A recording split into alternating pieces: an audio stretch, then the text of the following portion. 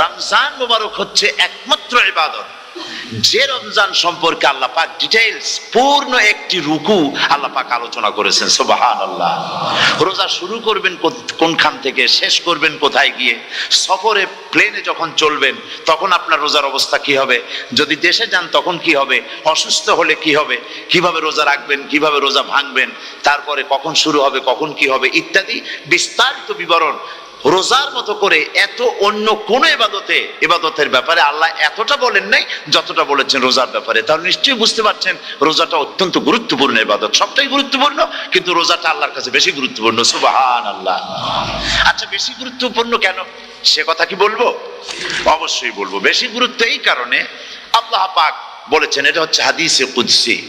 আল্লাহ পাক বলেছেন, আস-সাওমু লি ওয়া আনা আজজি বিহি। অন্য রিওয়ায়াতে এসেছে ওয়া আনা উজজা বিহি।